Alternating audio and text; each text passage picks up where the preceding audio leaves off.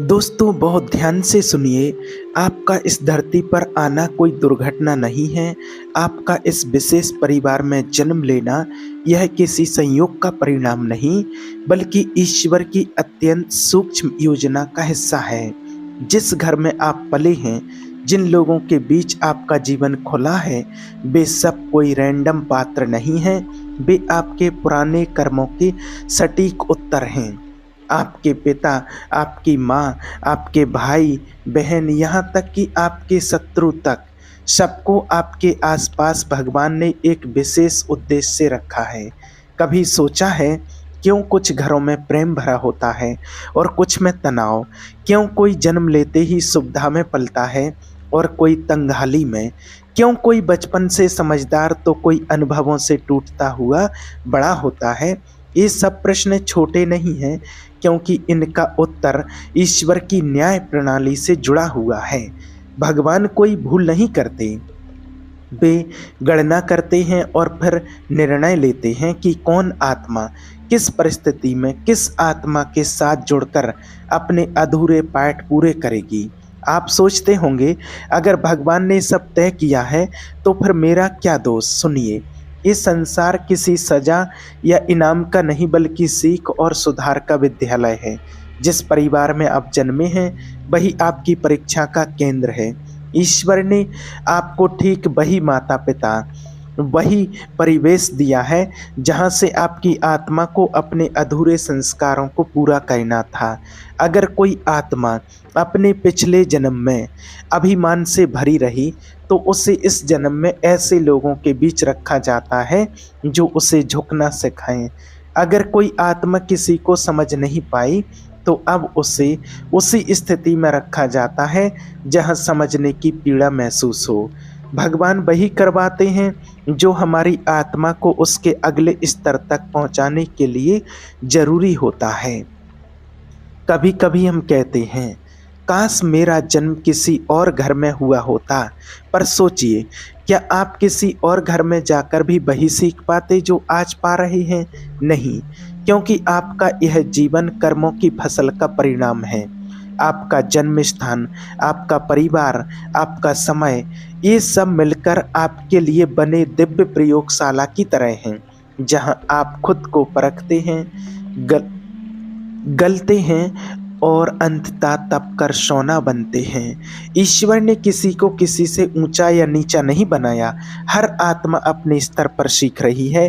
कुछ लोग आपको चोट पहुंचाएंगे, कुछ आपको सिखाएंगे, और कुछ केवल आपकी आत्मा के आईने बनकर आपके भीतर की कमियों को दिखाएंगे। इसलिए जो लोग आपके सबसे करीब हैं, वही आपके सबसे बड़े शिक्षक हैं। कभी कभी जो आपको सबसे ज़्यादा दुख देते हैं, वे ही आपके लिए सबसे महत्वपूर्ण आत्माएं होती हैं, क्योंकि भगवान ने उन्हें उसी भूमिका में रखा है ताकि आपकी आत्मा विनम्रता, करुणा और धैर्य का स्वाद चखे। और यही बात बहुतों को कठोर लगती है कि भगवान कठोर हैं। हाँ, वे कठोर हैं क्योंकि वे सस्ता प्रेम नहीं देते हैं। वे वो प्रेम देते हैं जो आत्मा को झकझोर दे, उसकी नींद तोड़ दे। वे हमें फूलों से नहीं, कांटों से सिखाते हैं, ताकि अगली बार जब हम किसी और के जीवन में जाएं, तो खुद किसी के लिए फूल बन सकें। भगवान भावुक होकर निर्णय नहीं लेते, वे संतुलित होकर हमें वही देते हैं जो हमारे विकास के लिए आवश्यक है। यही कारण है कि कोई माँ के प्रेम में जन्म लेता है, तो कोई उसकी अनुपस्थिति में, कोई पिता के आशीर्वाद में बड़ा होता है, तो कोई उसकी छाया के बिना। क्योंकि हर आत्मा का पाठ अलग है और हर जन्म उसकी अगली कक्षा। अब सोचिए, जब आप किसी से कहते हैं, मेरे घर वाले मुझे नहीं समझते, तो क्या आप यह मान लेते हैं कि भगवान ने गलती की? नहीं, उन्होंने आपको वहीं रखा जहां आपकी आत्मा को अपनी स्वीकृति की भूख को समझना था। आपको यह जानना था कि आपको स्वीकार करने वाला कोई और नहीं, बल्कि ईश्वर स्वयं है। जब यह समझ आ जाती है, तो शिकायतें मिट जाती हैं और आभार शुरू होता है। आपको परिवार से संघर्ष नहीं करना होता, बल्कि उनसे सीख लेनी होती है। आप उन्हें बदलने नहीं आए हैं, आप अपने भीतर कुछ बदलने आए हैं। यही है जन्म का कारण। कभी यह मत सोचिए कि भगवान ने आपके साथ अन्याय किया है। वे तो केवल न्याय की डोर को इतने सुंदर ढंग से खींचते हैं कि हमें लगता है क्यों मैं, पर भीतर से उनकी आवाज़ कहती है क्योंकि अब तुम तैयार हो। अगर आप इस बात को समझ गए कि आपका जन्म, आपके घर का चयन, आपके परिवार के रिश्ते, ये सब दिव्य योजित हैं, तो आपकी आधी उलझनें आज ही खत्म हो जाएंगी। आपके दुख का कारण यह नहीं कि भगवान दूर हैं, बल्कि यह है कि आप उनके खेल को समझ नहीं पाए। भगवान कोई भी आत्मा को गलत जगह नहीं भेजते हैं, वे उस स्थान पर भेजते हैं जहां आत्मा को उसकी सबसे बड़ी सीख मिलनी होती है, और वही परिवार कहलाता है। तो अगली बार जब आपके मन में यह सवाल उठे, क्यों मैं इस परिवार में, तो बस मुस्कुराइए और कहिए, क्योंकि यही मेरा कक्षा कक्ष है और यही मेरी भगवान का निर्णय है। अब अगर यह बात आपके दिल को छू रही है, अगर आपको लग रहा है कि भगवान के निर्णय में वाकई गहराई है, तो कमेंट में बस इतना लिखिए, मैं ईश्वर के निर्णय पर भरोसा रखता हूँ। अब धीरे धीरे अगले हिस्से में हम और गहराई में उतरेंगे, जहाँ समझेंगे कि ईश्वर ने हमारे परिवार के हर सदस्य को कौन सी भूमिका देकर भेजा है और कौन सा उनका हर व्यवहार हमारे ही कर्म का दर्पण है। यही वह हिस्सा है जहाँ आत्मा सच्ची समझ को छूती है। हर आत्मा अपने आसपास के लोगों से जुड़ी होती है, जैसे एक अदृश्य धागा जो जन्मों जन्मों तक चलता है। आपके माता पिता, आपके भाई बहन, आपके बच्चे, ये सभी आत्माएं पहले से आपके साथ किसी न किसी रूप में जुड़ी रही हैं। कभी आपने किसी को दुख दिया था, तो इस जन्म में वही आत्मा आपके जीवन में आई है ताकि आप महसूस करें कि वह दुख क्या होता है। कभी आपने किसी की मदद की थी, तो वही आत्मा अब आपके परिवार के रूप में आई है ताकि वही प्रेम आपको लौटाया जाए।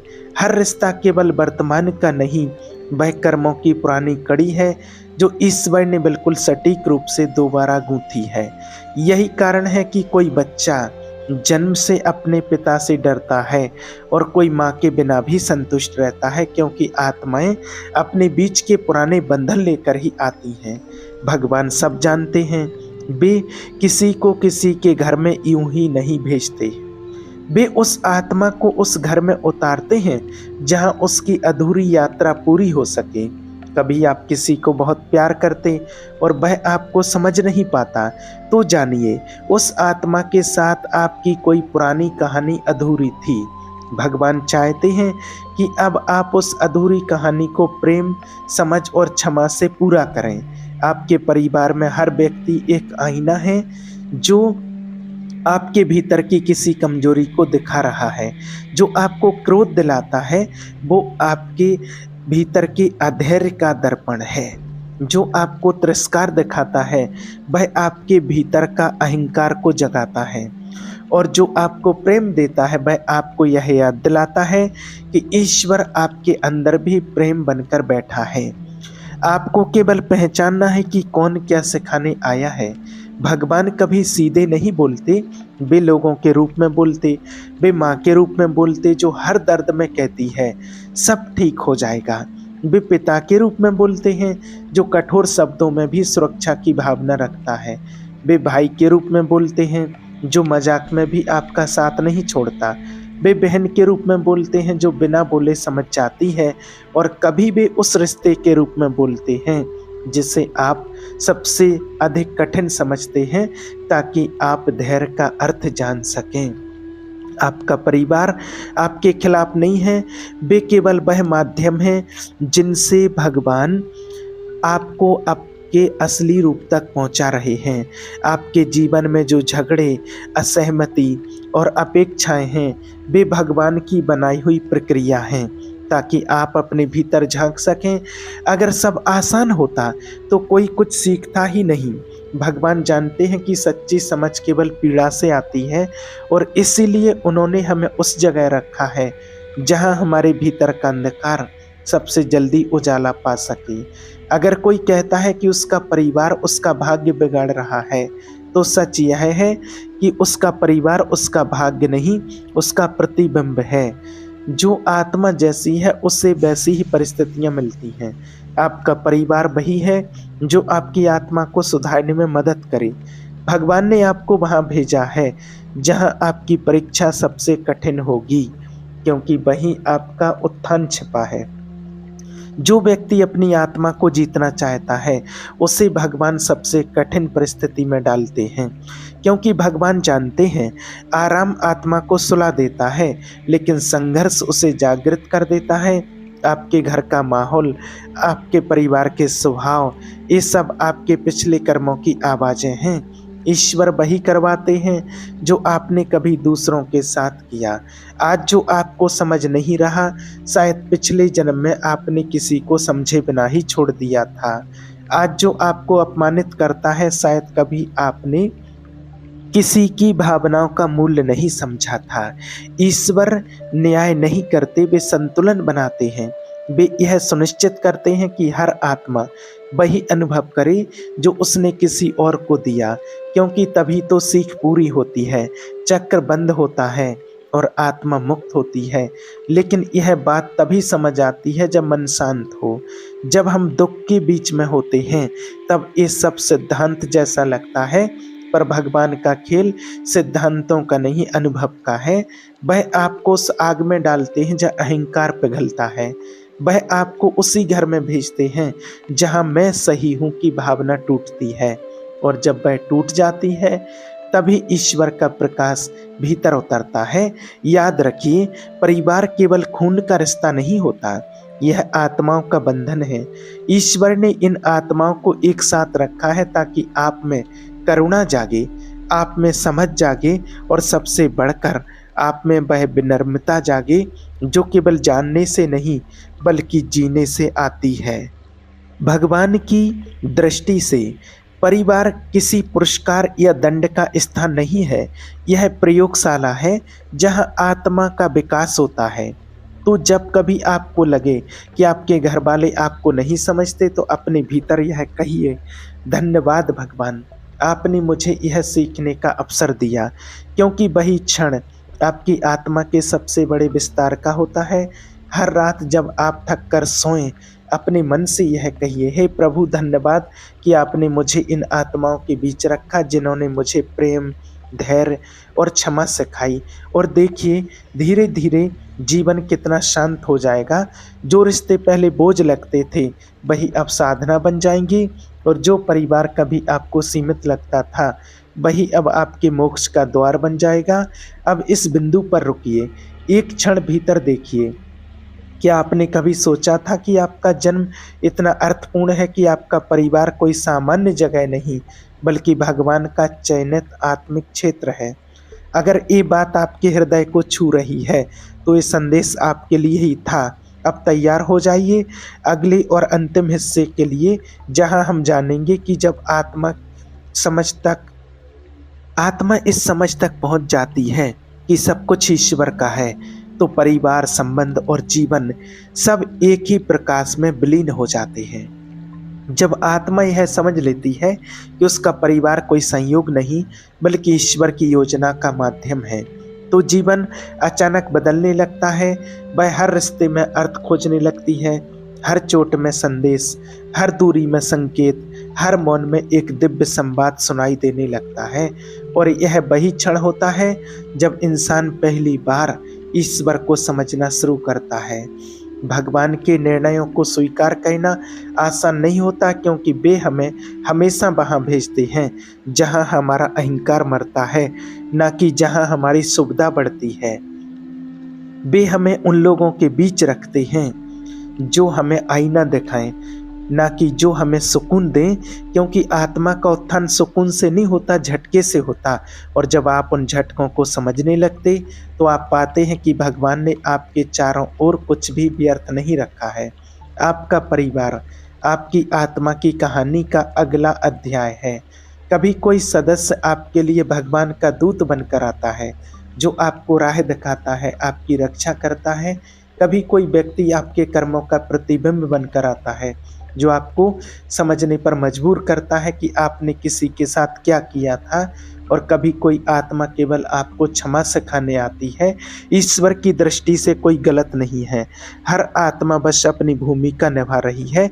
आप सोचिए, अगर भगवान हर आत्मा को एक मंच पर खड़ा करें तो कोई पिता बनेगा, कोई माँ, कोई संतान, कोई विरोधी, कोई मित्र। सबका उद्देश्य एक ही है, आत्मा को उसकी पूर्णता तक पहुंचाना। अब अगर आप किसी पात्र से लड़ने लगेंगे तो आप भगवान की पटकथा को चुनौती दे रहे हैं। और जब आप उस पात्र को समझने लगते हैं तो आप ईश्वर के साथ चलना शुरू कर देते हैं। भगवान ने आपको उस परिवार में इसलिए नहीं भेजा कि आप उनसे जीतें, बल्कि इसलिए भेजा कि आप अपने भीतर को जीतें। जो आत्माएं यह बात समझ लेती है वह कभी किसी से रुष्ट नहीं रहती है। वह जानती है कि यह सब उसी का खेल है। जब पिता कठोर बनते हैं तो वह जानती है कि यह मेरे धैर्य की परीक्षा है। जब माँ चिंता करती है तो वह जानती है कि यह प्रेम का रूप है। जब भाई नाराज होता है तो वह जानती है कि यह पुराने कर्मों का बकाया है। और जब कोई सदस्य आपको छोड़ देता है तो वह समझती है कि अब वह आत्मा अपना पार्ट पूरा कर चुकी थी। हर मिलन का एक उद्देश्य होता है और हर बिछड़ना एक आशीर्वाद। भगवान कभी गलती नहीं करते, वे केवल आत्माओं की अदला बदली करते हैं ताकि हर आत्मा अपनी यात्रा पूरी कर सके। जो आज आपके परिवार में हैं वे शायद कल किसी और आत्मा के साथ होंगे, पर उनका आपके जीवन में होना यह आपकी आत्मा के पाठों का संकेत है।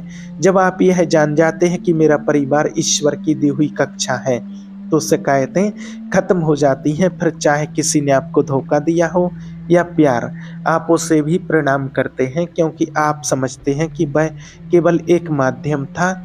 ईश्वर ने उसके माध्यम से कुछ सिखाया, और जो ये समझ लेता है वो फिर कभी दूसरों से बदला नहीं लेता।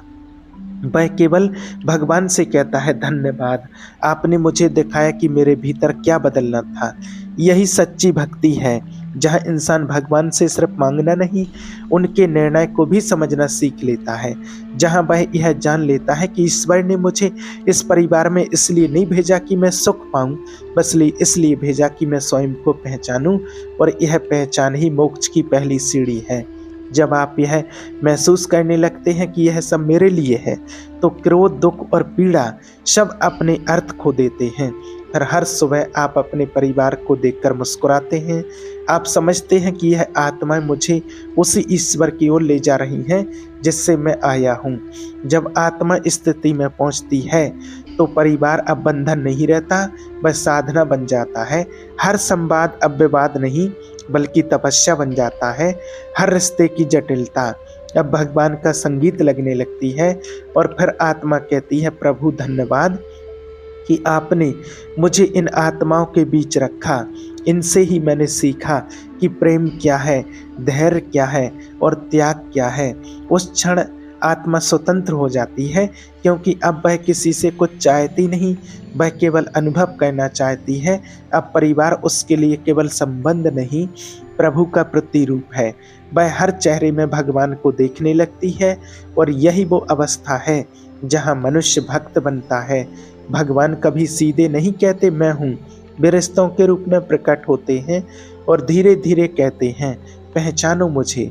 जो पहचान लेता है वह धन्य हो जाता है, क्योंकि तब उसके लिए जीवन का हर क्षण भक्ति का मार्ग बन जाता है।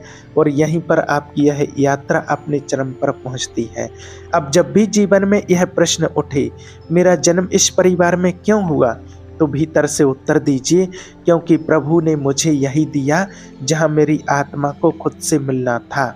अगर यह बात आपके भीतर तक उतर गई हो, अगर आपने महसूस किया कि हर रिश्ता वास्तव में ईश्वर का संदेश है, तो इस क्षण बस अपने हृदय से एक धन्यवाद निकलने दीजिए। कमेंट में लिखिए, धन्यवाद प्रभु, आपने मुझे मेरे कर्मों की सच्चाई दिखा दी। और इस वीडियो को लाइक कीजिए, क्योंकि शायद किसी और की आत्मा को भी यह संदेश चाहिए। अभी आप ऐसे मार्ग पर हैं जहां हर शब्द आत्मा को छूने के लिए लिखा जाता है, जहां हर कहानी भगवान तक पहुंचने की सीढ़ी बनती है। धन्यवाद दोस्तों।